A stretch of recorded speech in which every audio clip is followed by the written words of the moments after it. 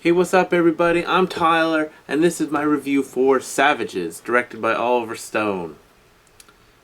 Um, I rate this movie an 8.8 out of 10. And yes, that point .8, not point .5, is important because it means it's almost an amazing movie, but it's not quite there. It's a lot better than haters will have you believe, but then again, a lot of things are. It does have some minor flaws. The dialogue is wonky at times. I know there are some lines that kind of turn me off, but I mean, honestly, in a 2-hour movie, a couple lines of dialogue that I thought, isn't really a big deal. There's a spot in the movie, I'm not going to ruin it, but it plays with your expectations a little bit. I'm iffy on it right now. Like, I feel like it was kind of unnecessary, but then I feel like it was kind of neat anyway, the fact that it did play with you and make you think one thing and then something else happens. So I'm not really sure how I feel about that one part right now. So that could be a flaw as well.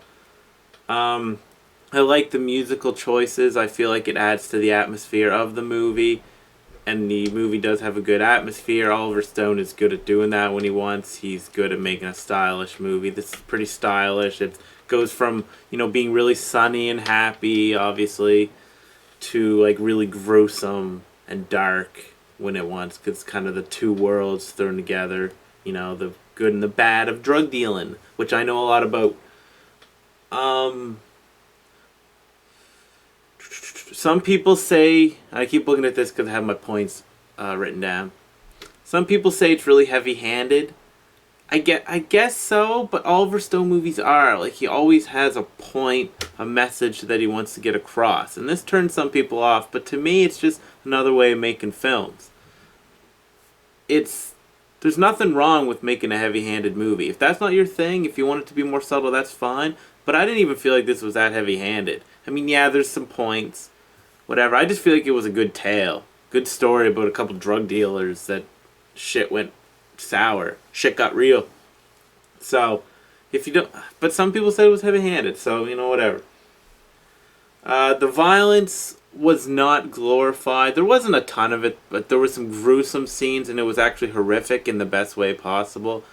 Made you go, ugh, oh my god, this is shitty, basically.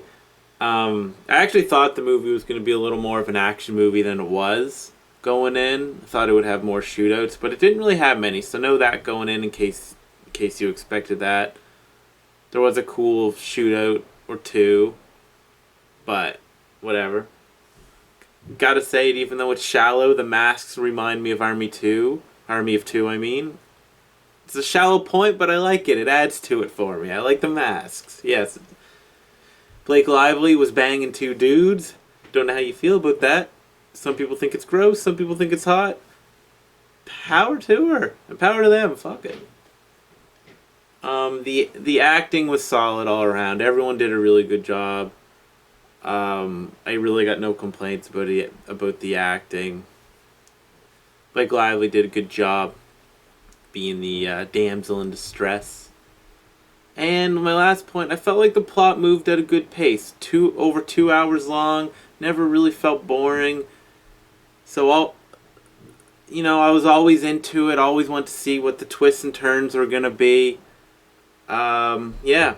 So, go see it if you haven't already. I know that this review is on a Tuesday and you've had a bunch of days to see it, but if you haven't seen it, go see it.